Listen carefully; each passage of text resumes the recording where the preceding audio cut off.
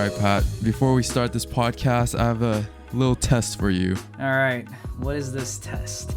I need to know what your scores for these next 6 anime are. Okay. All right. Let's do it. Rapid fire scores. You don't need to give me reasons for it. I just need to know. All right. First anime, Mushoku Tensei. Score out of 10. 8. 8? 8 flat? You're not going to give me your 8 decimal? flat. 8 flat. Okay. AOT as a whole. 8.5. 8.5? No. 8. Okay. 8.75. 8.75. 8.75? Oh, okay. That's a bit higher than what you quoted in the previous podcast, but okay. Jujutsu Kaisen. 8.6. 8.6. Okay. These are pretty high. Not bad. Tokyo Revengers. 7.7. 7.7. Okay. That's lower. Remake Our Life. 7.6. A Genius Prince's Guide to Raising a Nation Out of Debt. 7.3. 7.3? 7. I came to this podcast saying that if you give a score within one of Mushoku Tensei or any of these for this stupid Nation Out of Debt anime, I'm rage quitting this episode. I'm canceling the podcast here. 7.3? Okay. How about 7.1? I'm prosecuting you for the mental health damages that you caused me by making me watch 2 episodes of this garbage. 7.0. I don't. What? Okay. What? Does your scale like go from 7 to 9 only, or? No. It goes to like 5, I think. Bro, this Or anime 4. is the worst thing I've seen in the last year. And that includes Promised Neverland. Come on, it's not Promised Neverland bad. This anime is so bad that I thought my eyes were gonna fall out in the middle of episode 2. I just couldn't believe what I was watching. Anyways, So what were your thoughts? What was going on through your mind? what was going on through my mind was that Pat is fucking insane for recommending this thing to me. This man is banished from ever recommending me anything going forward. And the podcast was going to get canceled at this point. Bro. It's comedic. It's comedic, but you cannot tell me the whole story is centered around a guy that's so OP that he can't intentionally lose. That's the stupidest plot I've ever heard in my life. When you put it like that, it sounds pretty interesting. No. How does one not intentionally lose? I literally do not get it. I'm like losing my mind trying to comprehend how someone could enjoy this anime. Because it's lighthearted and enjoyable. Oh no. Oh, As I sit here drinking my coffee, my head hurts. I am wondering what's wrong with a little bit of lighthearted anime. Dude, with no plot. You sat on this podcast talking about how bad AOT was, and then you're gonna look at me, or not look at me, but tell me on that same podcast to watch this show. And I go ahead and watch the show, and bro, I'm shook. I think for good reason. I mean, it's not as bad as you think. It's literally the worst first 2 episodes I've seen in the last year. Since doing this podcast, I think this was the worst first 2 episodes I've ever seen. I feel like now the people listening are going to want to watch it. So I think I'm doing my job here. Maybe I'm giving people an incentive to expand their boundaries a little bit, but I was literally sitting and watching this show and I just couldn't fathom the idea of how you could just seriously state that AOT is overrated and then recommend this show in either back-to-back podcast episodes or in the same podcast episode. I was like, what is going on? And if you literally said AOT is an 8 and this is a 7, I literally might have lost my shit and just stopped the recording of this podcast. I gave AOT an 8.75. Okay, that makes it a little bit more bearable. We got 1.4 to 1.7 points of difference over there. What would you give Assassin then? I should have thrown Assassin in that list. That's like a nice 7.65, 7.7. 7.7. So Assassin's only like 0.3 or 0.4 better than this show. When you put it like that, and then now you're making me sit here thinking I need to revise my scale. What do the decimals mean? It might be logarithmic. I don't know. A 7.3 went from, like, if we go on an American grading scale, a C to a 7.7, which is still a C. I'm burning my tongue on this coffee right now, but okay. I'm trying to sit here and defend my scale right now. You need to defend it because you're making it really hard to do. We moved from the same alphabetical grading system within the two shows, and you loved Assassin.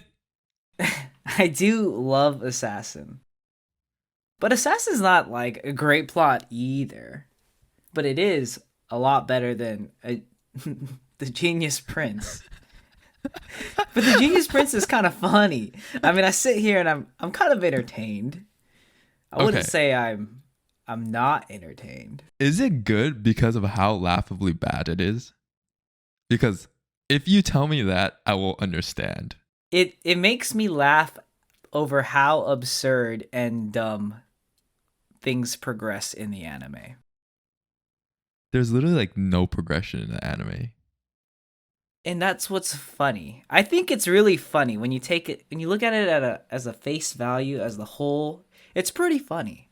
I mean, yeah, there's no plot. Yeah, the main characters, the characters are a little strange, but overall, it's kind of entertaining. So last year, you watched a bunch of shows that I literally could not fathom the idea of watching.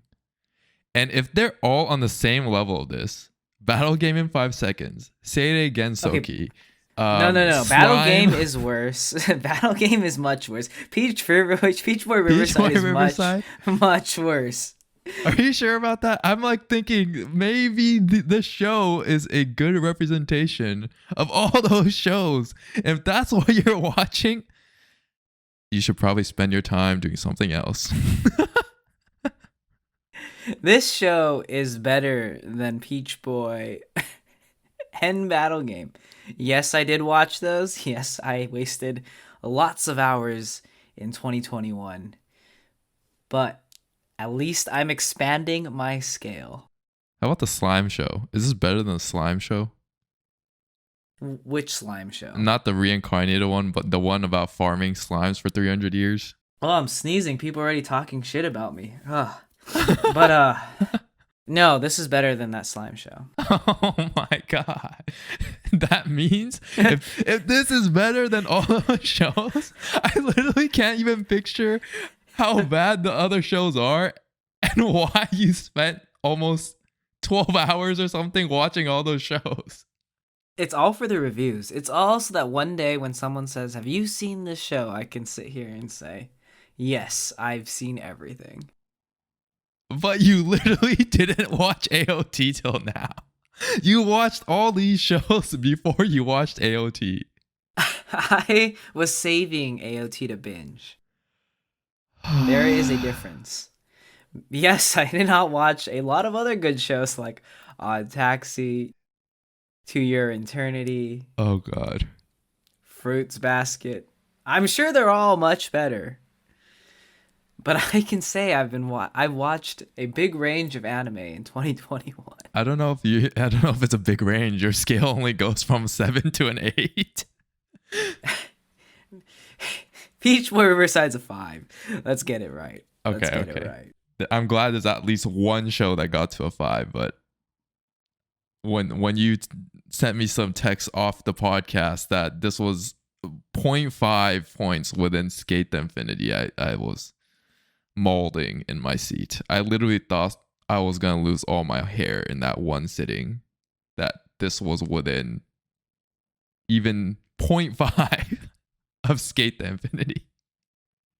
I mean, I would give Skate the Infinity like a 7, 8. That's within 0.5. That's about 7, 8. That's literally within a 0.5. It's a 7, 8. There's a lot of 7s, okay? It's hard to get into the 8s, okay? It's like the curve. It's a bell curve, you know? There's a lot of C's, like some B's, not many A's. There's but a lot no of way. C's, not a lot of D's, not a lot of F's. There's literally no way that there's not an F out of all those shows that you watched. Okay, Peach Boy Riverside is an F. Peach Boy Riverside's F. Battle Game is a F. Maxed out my level as a slime is like a D. If they're an F though, like how do you scale the Fs? They get 6 points. No, they just go into the F category. I mean, when people fail a test, do you like categorize your Fs in the class? Do you say like, hey, who got the F minus? No, there's no F minus. There's no F plus. There's just F. So your scale is more so based off 5 points. 1 is a F, 2's a D, 3's a C. No, we got D minuses. We got D pluses. We got C minuses. We got C pluses. You could use your BS decimals here and there, but in the end, it's a scale of 5. It's not a scale of 10. If F is just bucketed into one group. We're going off the American report card system. Okay.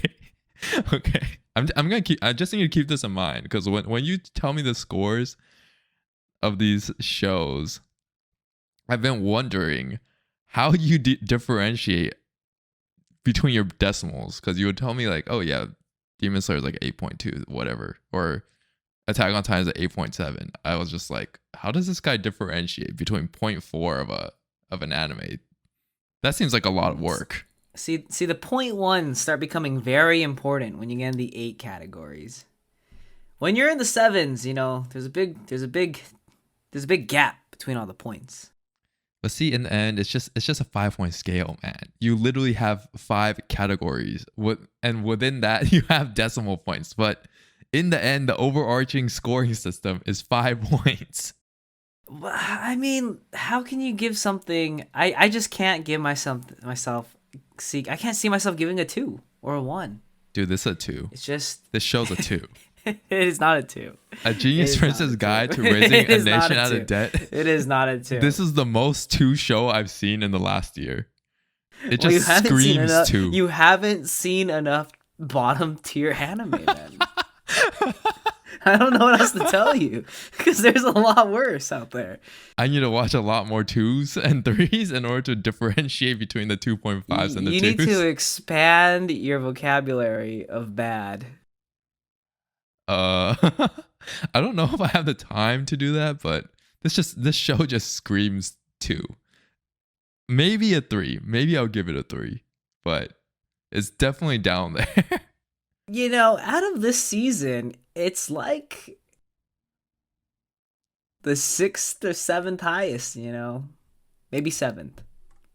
Out of what? Like, you mean like in the trendings? Out of the, I don't know, what, 25 anime that are airing in Winter 22? You haven't even watched all 25. I haven't. But there's a lot of worse looking anime. But you watched like 10, so yeah, it's in 6. That's like the bottom half. But the top half's really good. It's literally like the bottom half of the 10 you were watching. Oh, God. I saw you were watching a Ari Fureta whatever. No. Do not associate me with my brother. Oh, that's not you. That clown watched like 30 episodes, or he caught up all in season 1 and now is in season 2. Okay, I told you I wasn't gonna watch it. I was about to lose hope. I have banned myself from that anime. I literally was about to lose hope as I thought you turned against your word that you weren't going to watch it. I was like, oh, this guy's watching A Genius Prince's Guide to Raising a Nation at Debt and this show? Oh, God. We're doomed. The podcast needs to end right here.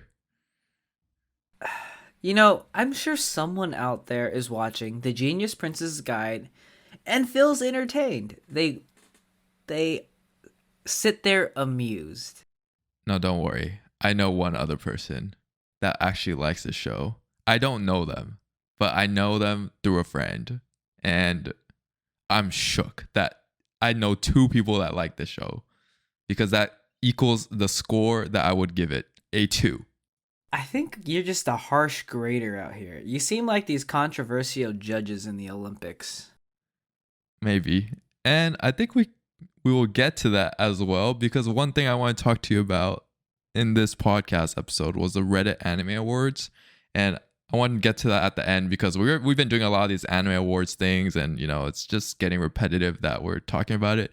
But I guess for the listeners, they could look out because it seemed like one of our favorite anime happened to win Anime of the Year in the Reddit Anime Awards. So they can look forward to that later on in the podcast. But now that I got that out the way, I wanted to kind of pivot to the main topic. What we both did was we both watched SK8 The Infinity. Pat watched it literally like in a day, and I took like 3 days to watch it. What were your initial thoughts of SK8 The Infinity, Pat? Did you like it after we talked about all those sports anime? Did it give you a kind of good vibe that you were looking for in a sports anime? It was entertaining. I don't know if it gave me like the hope I was looking for in a sports anime, but it was good. I was able to watch it all in a day, so I think that speaks enough for itself. I guess it didn't make me want to go pick up my skateboard and go skateboarding. Not like I can skateboard. I can snowboard though. For those who haven't seen it, it's basically revolves around the main character who skates his whole life, meets a guy who is a snowboarder, and that guy gets onto a skateboard and just becomes a beast. But yeah, I don't know. It was entertaining. I don't think it made me want to go try skating. I thought it was an interesting take on skateboarding. Not like I know too much about it. I would say it's pretty childish at times. A lot of cringy moments where I was just like, oh, that's really cringy. It seemed more for geared towards a younger audience in my eyes, but overall it was enjoyable. Yeah, so I guess for those people that haven't watched SK8 The Infinity and you don't want to get spoiled, you know, feel free to skip to the Reddit Anime Awards section of the podcast after this section, because I do want to get into it a little bit in depth because we haven't done these in a while where we kind of both watched the same anime and did like an in-depth discussion.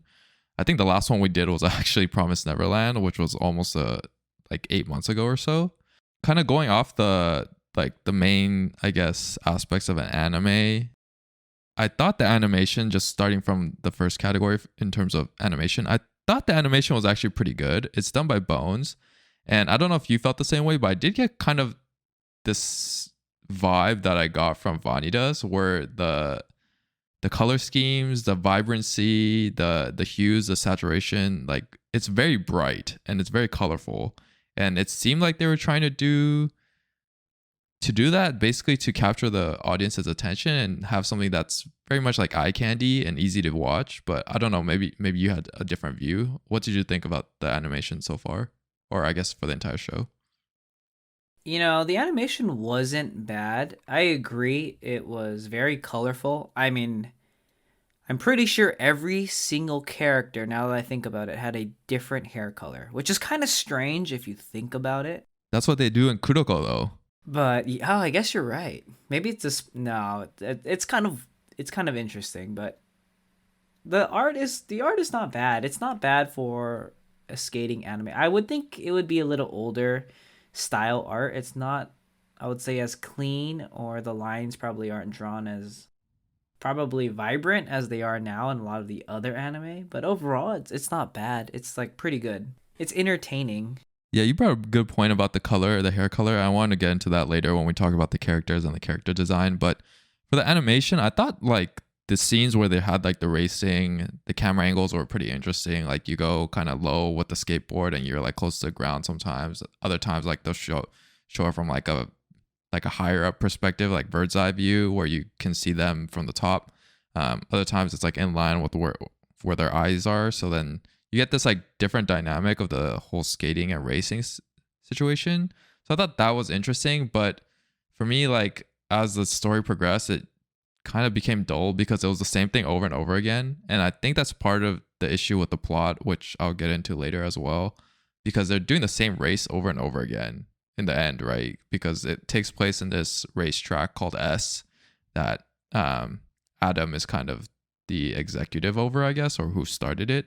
And the races just in the end felt the same. Like there wasn't anything fresh and new that came out of it, and that kind of limited the animation that they could have done with it. There wasn't like a crazy power move that came out every single time, and if it did, it was pretty cheesy at times. So I thought the animation kind of like caught my attention really quickly and was really attractive at the first half, but then they basically just did the same thing over and over and over and over again, where like there was nothing new and fresh that I could look out for. Yeah, I agree with that. It's very generic in terms of the plot and, kind of the hardship that the characters go through. And I guess I wouldn't say it got boring, but it just seemed like the characters didn't go through a real struggle too much. It was more of a personal character to character struggle than, a real actual hardship that they were all trying to overcome to, get better or be the best. They kind of just were good to begin with. And I think in a sports anime, I know we always talk about like how you want to see the characters kind of develop and grow. In this one, they're kind of just OP.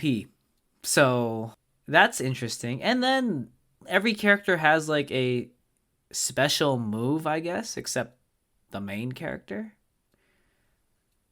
I don't know. It just seemed very generic in that the main character just is like the typical hard worker type of guy who feels discouraged because everyone is like has some special ability and he's just there. I totally agree with you. I thought the main plot of Skate the Infinity wasn't the racing or the skating itself. It was just the internal battles that each racer or skater was faced with. So like Longa was moving on from his father's death, right? He moved back to Japan trying to fit in as an exchange student. Adam has like a huge dark past where they basically didn't even explain it all that much. They took like 30 seconds to explain what he was going through and why he's so fixated on this like concept of love and whatever. Mia is a genius, grew bored of it, became alone. Very typical anime character, right? The smart guy that just gets kind of left behind because everybody doesn't want to be with him.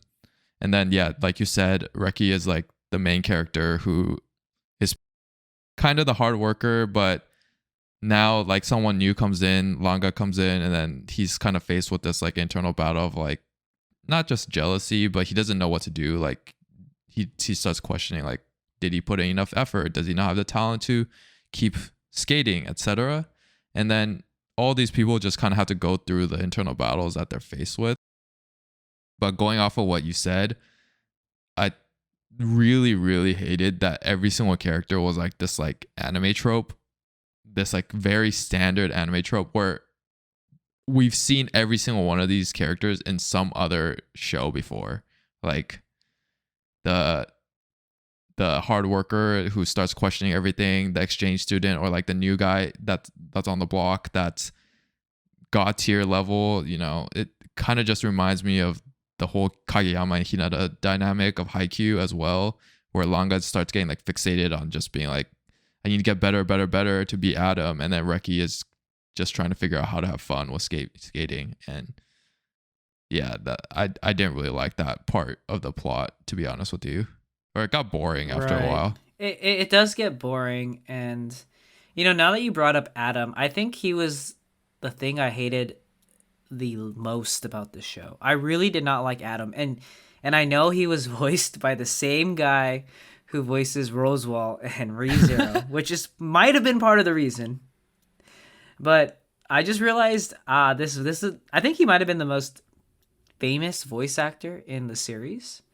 Um, but I was not a fan of Adam's character in the show. I just thought he was kind of a weird kind of guy.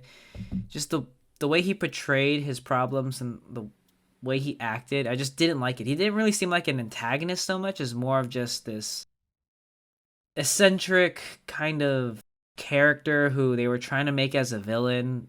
And I don't know if he really was a villain or is more just one of the few antagonists the show had. I liked Shadow as an antagonist much more than Adam. Yeah, Adam to me was a dull spot too in the show because one, they don't explain his background enough in order to kind of support what he's going through. So they do some flashback scenes to, when he's getting punished as a kid, being told that like the punishment's out of love, etc. But you don't see anything that he's going through now. Like there's like some beef or no pun intended with the word beef, but there's some beef that he's going through in like the politics of his family or like because his family's involved in Japanese politics.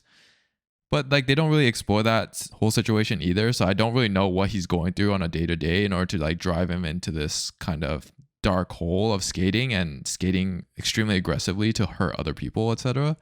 And the whole Adam and Eve concept too, right? Like that's so overdone. Like we've seen it so many times. It's very overdone, very creepy in a way. And that's the weird part is that it's a childish show overall in terms of the plot, the development, but yet they try to have like dark aspects that I don't think someone of a younger audience would completely understand, which is weird. So I wasn't sure if the show was geared towards a younger audience or an older audience because felt like either way, both groups wouldn't like some parts of the show. Yeah, it definitely gets dark a lot, but then they like kind of like interject these like not cheesy moments but these like humorous moments where they have jokes, right? I think the most iconic part is when they have like the beach episode where basically it's just like a fun episode and then it just like comes in the middle of the story where there's a bit of a breaking point between the races and whatnot. And I thought that was actually probably one of the better episodes. Like it was more lighthearted. It felt more like Okinawa, which was where it took place, where I literally got no vibes. Like I didn't see why the whole story had to take place in Okinawa until that episode happened. I was just like, oh, okay, like they're actually like kind of showing the different aspects of it as well now. And then it was a lot more fun to watch all the characters. But then it like switched into this tournament arc, which is another really basic anime concept, right? You go to the training arc and then the tournament arc, which is the two sections of the show. And then it like completely kind of lost me in that tournament arc because it just went back to the same thing over and over again from each episode. Yeah, every character didn't get enough of a background to really feel drawn to any single character. Even the main characters, I felt like there wasn't ever a point where you were rooting for one of them. You were just kind of like, this is either somewhat cringy or I just want this to, hurry up and get to the climax. I think my favorite character of anyone was Joe. I don't know how you felt about it. I don't know if they just tried to make him kind of a likable type of guy. But again, another very generic anime character. He's just like the good sport and everything, right? He's always like the positive, just trying to help out, look at the bright side of everything. And he might have been like my favorite character, I think, of the show. I really wanted them to explore the past of Cherry, Joe, and Adam more. Get that they were kind of like the founders of S and the whole racing scene of skating, but besides that, there wasn't a whole lot that was explained. And one thing that like really irritated me in this like training or in the tournament arc was when Cherry finally faces Adam, and I thought that was an opportunity for them to kind of explore like the backstory a bit more and like what happened between them. But then the race ends with Adam just slapping him or hitting him upside the head with a skateboard. Like, what's really the point of the whole racing dynamic if every race can just end with someone just slamming someone with their skateboard? It just seemed like a complete cop-out, and just that like killed it for me because there was just no point to the whole racing thing anymore. It was just like, okay, whoever beats up the other person just wins. It almost became less of a skating competition and more of just this like free for all type of fight that took place on skateboards, which is a very odd thing to think about. I also really did not like the whole Adam dancing thing on skateboards. I thought that was really weird. Yeah, his whole character is just really kind of basic, right? The whole like theatrical scene with the flamenco dancing and then the love hug and then the Adam and Eve concept. Like he's just a combination of all these basic things just thrown into one, and it just didn't work for me, to be honest. Yeah, I think the more we're talking about this, the more I'm realizing overall as an anime, there were a lot of plot holes. It was enjoyable, entertaining, but when you really sit down and try and digest everything that happened, it leaves you wanting a lot more. And as a whole, I think with the sport anime or something more related to sports in general, it was just missing a lot. Like if this was more of a shonen, like type of generic isekai that I like to watch, Oh I might god. have enjoyed Oh it a god. lot more. But in this case, it's a sports anime. It was just entertaining. I didn't love it. I didn't hate it. It was overall just an overall average anime. Yeah, I mean, with all that being kind of said, I'm not even at my final or like my biggest gripe about the show. And maybe this is where we pivot to the characters a bit. But my biggest gripe with the show is actually it introduced literally zero things from skate culture. The character design, maybe Reki shows signs of skate culture, and I thought maybe like they would explore it a bit more because they had like Adidas superstars on with Converse. Langa is wearing Converse. I was like, okay, like they're wearing like kind of semi skate shoes.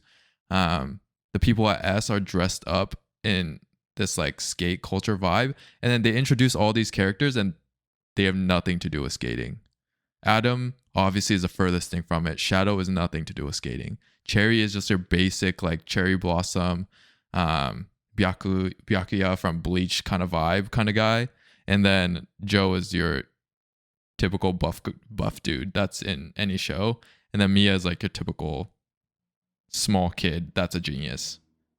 And Yeah, genius gamer kid, always playing games. yeah, exactly. And I thought this was like a good opportunity for like skate culture to be introduced in Japan, but it felt like it didn't represent it at all. And we've seen Prince of Tennis, Haikyuu, Kuroko no Basket, Slam Dunk, like they kind of define the culture of the sports that they're doing. So I think primarily with like Slam Dunk, right?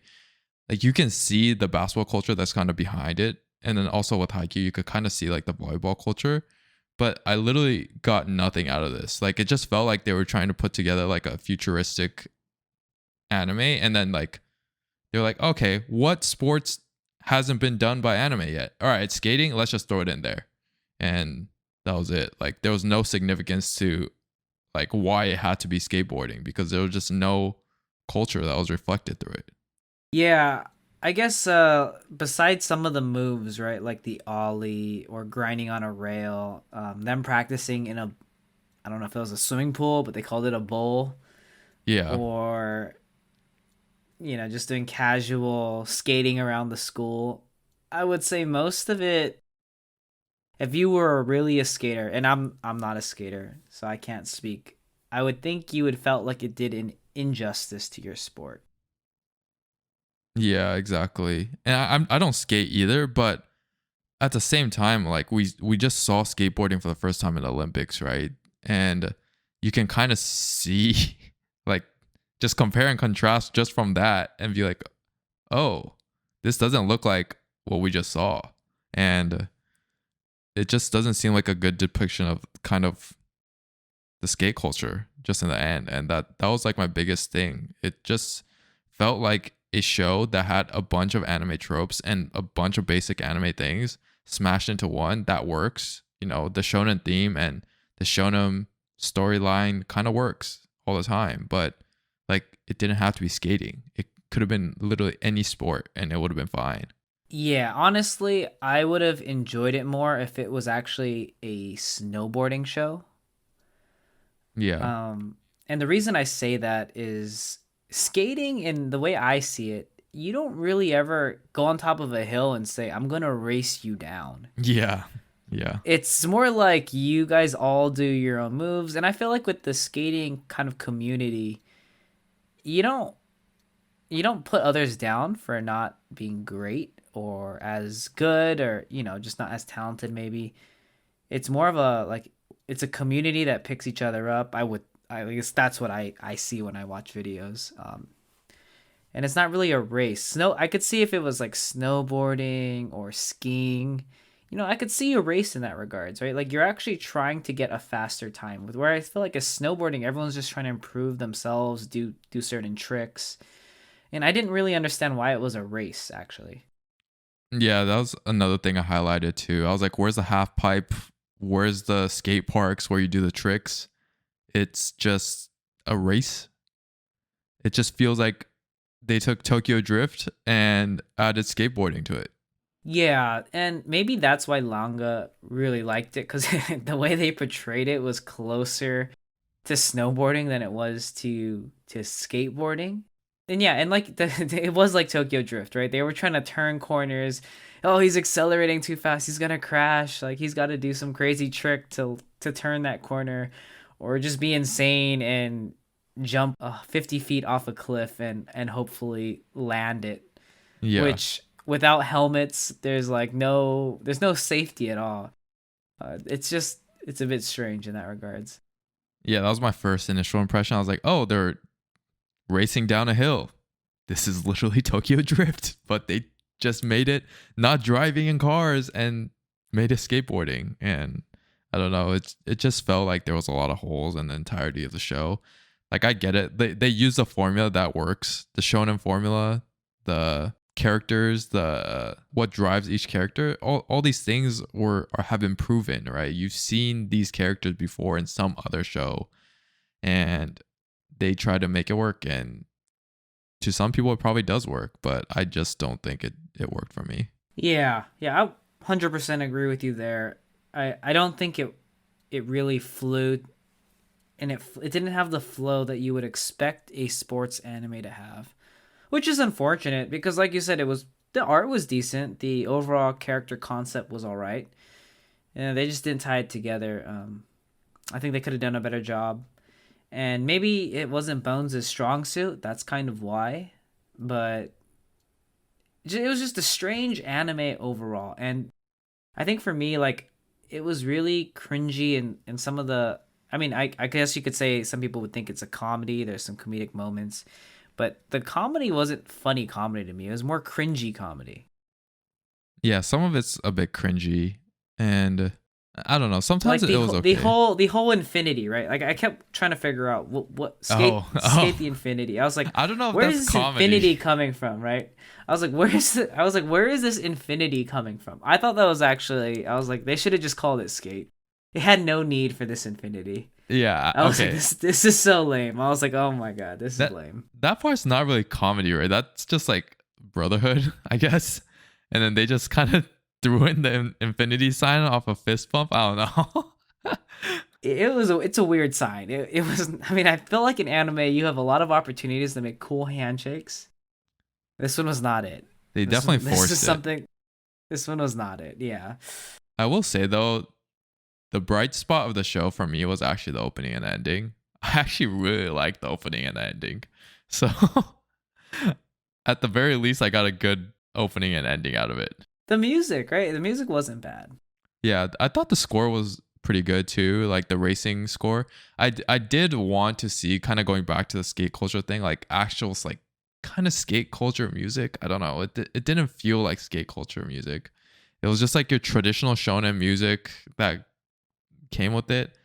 And that's my biggest gripe of the score too. But I definitely thought the opening was really good, and I really like the ending as well. I knew the ending before I even watched the show, so I'm a bit biased. Oh, so you already heard the ending before you watched the show? Yeah, because the ending song is by a J-pop artist named Yuri, and Yuri is arguably probably the most streamed J-pop artist right now. One of his songs has 131 million plays, which is absurd to think of, like from a Japanese artist. So, and also because Japan didn't convert to like a streaming platform till basically COVID hit. So they were kind of late on the train there. And so I knew the song beforehand. It's already in a lot of my like playlists I have created. And I was like, oh, wait, the song is from SK8 The Infinity. And it makes a whole lot of sense because the ending theme song is literally called Infinity. I just didn't realize it. Yeah, I agree. The overall ending and the opening songs, they were pretty good. I did watch it or listen to them quite a few times. Yeah, I like the opening, like the entrance or like the animation that comes with the bop where they're kind of like dancing together. I thought that was really clever. And the ending Yeah, animation where that one's they cool. show like how everyone falls and the different types that they fall, like a falling down. I thought that was pretty funny too. What are some other positives that you had about the show? My literally only other positive was some of the key messages that came out of the show. So I do think there were some moments where, you know, the writing was decent. It is a little cringy at times, but there are other times where I felt that there was like a key message or a key takeaway that you could get from the writing. So like there's a lot of moments where, you know, the characters kind of either stop skating because they're not having fun, or they just don't feel joy like from skating because they're not enjoying it. And I just feel like that's something that's like that people can take away. Like you do something because you love doing it, and then on top of that, Langa doesn't enjoy skating because after Reki realizes he's not having fun skating, at a certain point he stops skating, and then Langa doesn't have his friend that he can skate with anymore. So he starts to kind of lose the love and I guess the happiness that comes from skating. And it's like you do something because you love doing it, but it's not just about doing something you love, but doing it with the people that you enjoy doing it with, right? So I did think that was like a good key message of the show, although a lot of the writing was cringy at times. Yeah. Speaking of love, there was a lot of strange ways to profess love in the show. Dude, Adam's like The, love the, hug and all those love moves, I hated all those. It was so bad. I was like, what is going on? Let's see. There was the love hotel scene. There was the love between the friends. I would say the one love that I liked was Langa's mom. I think that was the best part of the show for me. Oh The yeah. comedy between the mother and son. Oh yeah, that part was good. I wish they actually explored Langa's past more. Like kind of going back to the whole point that they didn't explain a lot of the characters. We don't know what really happened with his dad still, and we don't know what he's going through or what he went through. So stuff like that, I do wish they added something. Right. All right. Well, I guess your final overall score of Skate the Infinity is a 7.8. That's what I felt like when we first talked about it, but If you drop it, after you better drop a Genius Prince's Guide to Raising a Nation at Debt. I think Skate the Infinity might be a 7.5 after all this discussion. All right. I use a different scale than you, obviously. I put the average at 5 so I could use a whole 10-point scale. I would honestly probably put it somewhere between a 5.5 and a 6. I think that's fair. I guess on my scale and your scale. Yeah, because I mean, your middle point is 7.5. So my middle point is 5. So we're pretty close. But yeah, for those who haven't seen Skate the Infinity, it's an easy watch. It's only 12 episodes, really quick. It's enjoyable. If you're looking for a lot of action, you're not going to get it. If you're looking for a good plot, you're not going to get it. If you're looking for outstanding artwork, you're not going to get it. But if you're looking for something entertaining and you're kind of bored, I think it's enjoyable. Yeah, I think in the end, it is a pretty enjoyable watch and it's an easy watch. So people should definitely check it out. All right. Well, kind of pivoting to the last portion of the podcast, I wanted to talk about the Reddit Anime Awards. Have you seen anything on the Reddit Anime Awards, or did you even know that Reddit had Anime Awards? I had thought that Reddit was going to on our anime. I had seen a post. I never clicked it though. Yeah, so they do like an annual anime awards. They have two sections of the anime awards though. They have one section which is the jury. So people can apply to be a juror and they apply to certain categories, and then they basically just primarily focus on those categories where they're accepted in. So if you're applying for the Anime of the Year jury, you watch all 10 or so nominees for that category, and you focus on that category in order to figure out what the ranks are. You get to basically choose the full ranking for all 10 of those nominees. And then there's the public winner. The public is anyone from the R anime community. They vote basically for what anime they believe should be like the winner of that category, and they also get to rank it from 1 to 10 or 1 to 8 or whatever, however many nominees there are. So it's a little bit different than the Crunchyroll anime awards, but it's kind of interesting because what the jury picked and what the public picked is really, really different throughout the entire anime awards. All right, does that make sense? I think it makes sense. Yeah, I mean, All right, jury and public, it's basically the top few who believe they are anime experts or weebs, maybe, versus the general, probably shonen stan. yeah, we'll see about that. All right, I just want to go through a couple of the main categories. So I don't want to go through everything because that would just take forever. But I want to just start with Anime of the Year. I sent you the link, but I don't think you looked at it. But the winner of Anime of the Year on the jury side is Sunny Boy. Yeah, expel them all. We need a new jury. Applications for 2022 starting now. They actually give you, and maybe after the podcast you could take a read through these, but they actually give you like an essay explaining why Sunny Boy won. And they give an essay, an explanation for each of the categories.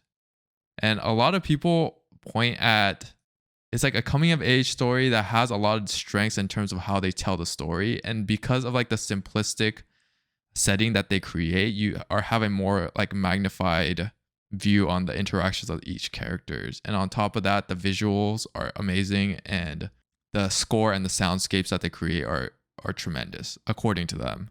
But this kind of made me think that maybe we're missing something.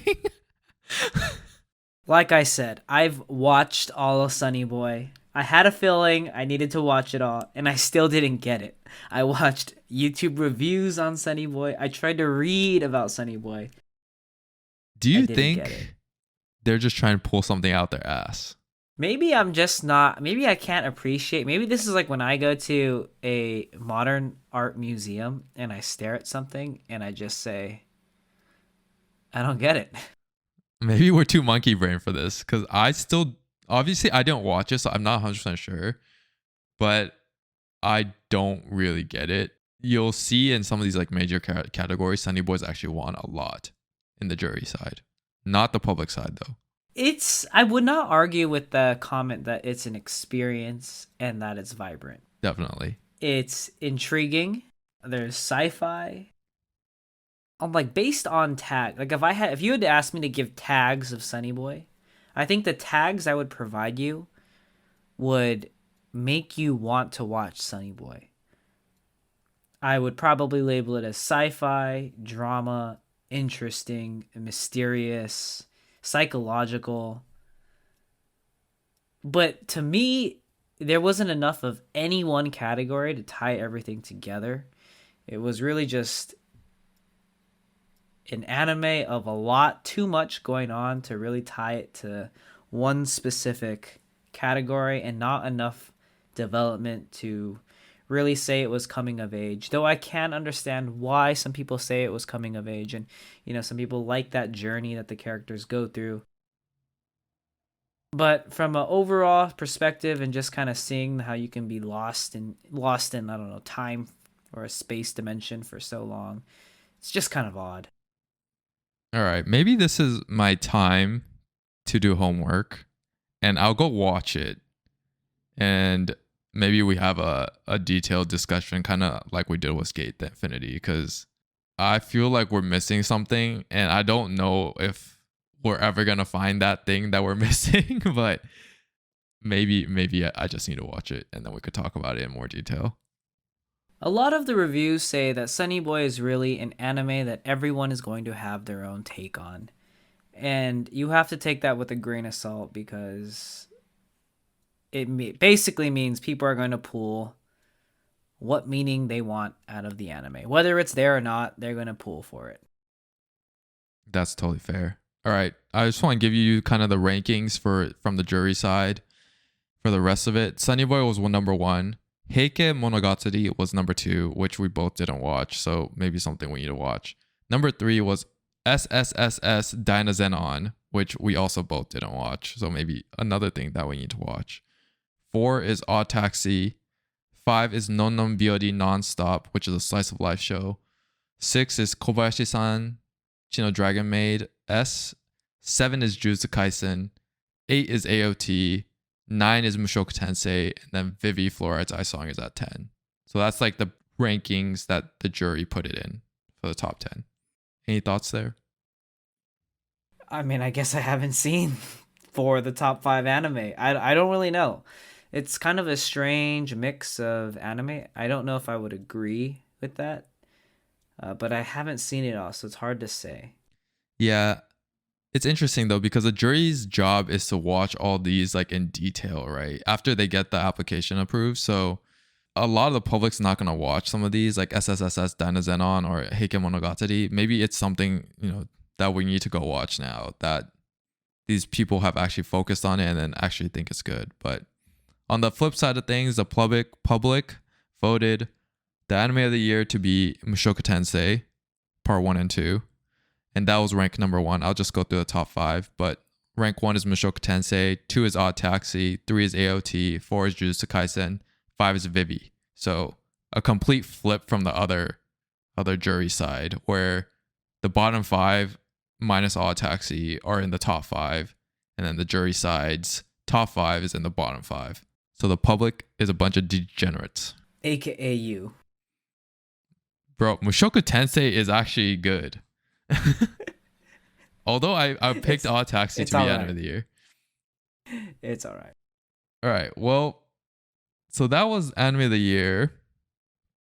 I do want to highlight one thing. So for best animation, the jury actually picked Kobayashi-san's Dragon Maid. So your opinion that Kobayashi-san should have won in the Crunchyroll Anime Awards has been confirmed by the jury of Reddit. So congratulations. Having not seen it, I don't know if I should take any credit for that. But hey, I'll take what I can get. I need to regain some redemption. Yeah, I mean, it is a bit interesting, but that means that you're well informed at least. And then another category that I'm sure you'll be happy about is voice acting. The jury voted actually for Vanitas' voice acting by Natsuki Hanae to be the best voice acting instead of Eren Yeager, which was voted by the public. The jury thinks Eren Yeager is 9th out of 10, and then they think Vanitas was actually the best. So another show you really, really liked to be kind of voted above AOT. Should I apply for to be on the jury out here? Maybe next year we just gotta apply. Should I bring the Genius Princes? Good God, no. If that wins like best comedy in the jury side next year, I know who did that. It was you. All right. Interesting. That's really interesting. Those are two very different characters. Vanitas is super lighthearted compared to the very dark Eren Yeager. I did think though that Vanitas' voice acting was actually really good, and I kind of overlooked it because it wasn't voted on the Crunchyroll side. So I'm kind of glad to see that this was actually highlighted by a jury, because I did think that it was actually really good. Another thing is the opening and ending. So the opening and endings that we kind of saw on the Crunchyroll side is completely different on this Reddit Anime Awards side. The best opening on the jury side was Cinderella by Komi Can't Communicate, and I thought this was like one of the best openings as well, but I just didn't, I guess, mention it when we talked about the Crunchyroll Awards. On the public side, Odd Taxi won, so that was that. But on the ending side, the winner was Yasashi Suisei by Yoasobi from Beastars Season 2. And I clearly said on the Crunchyroll Anime Awards, like my pick for best ending is definitely Yasashi Suisei by Yoasobi from Beastars, and it's not even close, but they didn't nominate it, so I had no say. But so the jury knows what they're doing. On on the public side, it was Give It Back from Jujutsu Kaisen, which was actually really, really good too. I don't know if you remember it, but that was a really good song. yeah, I totally forgot about that. All right. And then lastly, just kind of going through some of these genres real quick. For best action, the jury said the best action anime is SSSS Dynazenon, and then the public said it's Jujutsu Kaisen. I think we No need to watch surprises this. there. I think we need to watch this Dynazenon thing. It does seem like it's winning a lot. I've never even heard It's of it. Mecha? I've never even heard of it either. All right, I guess this is gonna be the next thing I start watching in this free period. Yeah, I don't know if it's like mecha. It looks like mecha, right? Like there's like a huge It Gundam looks thing. like Mecha. It looks exactly like Gundam. Maybe we'll like it. I'm not sure. I am not sure, but if it's winning, I mean, why not? Yeah. And then best adventure was a consensus winner on the jury and the public side. This was like literally the only category that they both actually agreed on, and that was Mushoku Tensei winning best adventure. So not much to kind of talk about there. And then all the other categories kind of just vary a lot. Like best drama, the jury voted Nomad, Megalobox 2.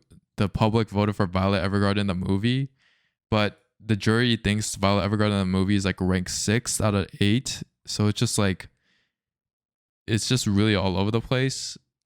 For best romance, the jury voted for Shinigami Botchan to Kuromedo, which I don't even know what it's about. I've never even seen it. And then the public voted for Horimiya, which is like the popular pick. So I think all in all, I feel like the Reddit Anime Awards are interesting just because like the taste just varies significantly between the jury and the public, but I feel like the jury probably has a better view in terms of like what's actually good versus the public is just picking what's hype, and that's usually what the Crunchyroll Anime Awards is. Right. It's very different. It's a very different list of anime. There's even the nominations are very, very different. Sunny Boy is basically nominated in everything now that I'm looking at it, but hey, to each their own, I guess. Maybe I just do not have a big enough brain to understand the true meaning of Sunny Boy.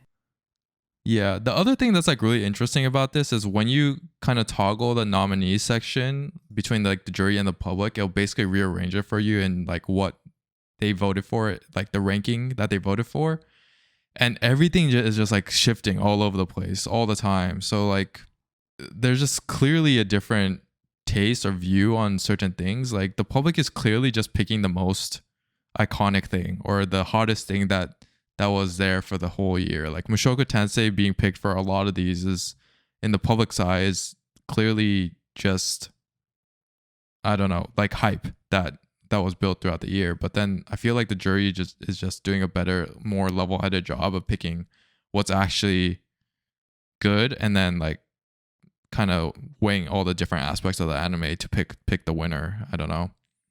So if you have time, feel free to kind of click through it because it's pretty interesting. Hey, a nominee for adventure is Assassin. What can I say?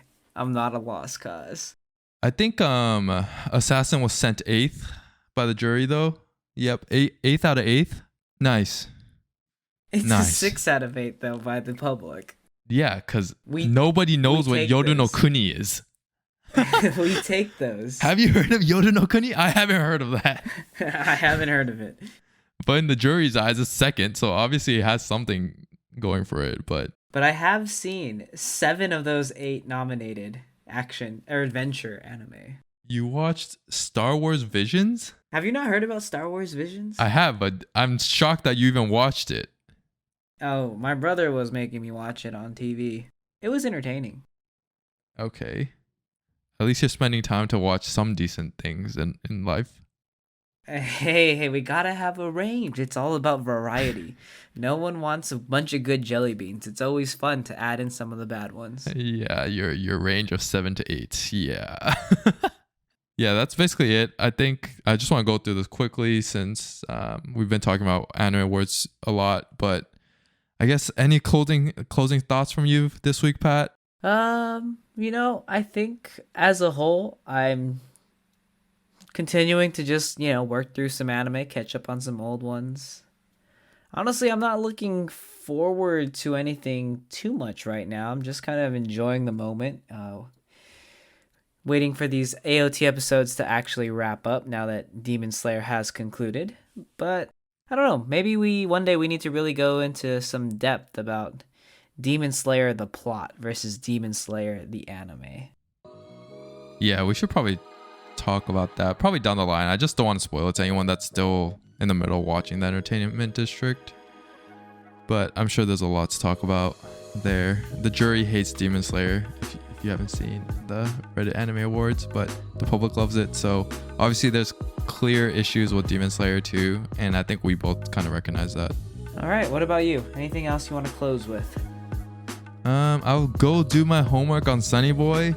Maybe there's a miracle and something clicks in my head and I love the show, but I think I just need to take some time to watch some of these shows that's kind of highlighted on the Reddit Anime Awards, including this The Genius Prince episode 3. No, I'm not watching that garbage. No. I literally lost my mind just watching that hot garbage. I almost cried at how bad it was. I'm surprised you got through 2 episodes. I literally gave it the 2-episode rule. We've talked about this. We had to give the anime 2 episodes in order to fairly judge it. So I was like, you know what? I watched 10 minutes of this. I hate this anime, but I'm going to give it the 2-episode rule. I'll give Pat the benefit of the doubt. Maybe he has good taste. Maybe he actually does not have trash taste. And by the end of the 2nd episode, you know what I realized? I realized you have no taste. Not trash taste. You have no taste. It's funny. But I'm sure there are others out there who agree with me. All right. Well, I hope they leave you some nice comments in the YouTube section supporting you. But I guess for those that have listened to up to this point, if you're listening to us on YouTube, please like and subscribe to our channel. And then if you would like to support us on Patreon, we also have our Patreon open as well, where you can get some exclusive content and early access to our podcast. That is all. All right. All right. Thanks for tuning in, guys. See you guys next week. Peace out, Weebs.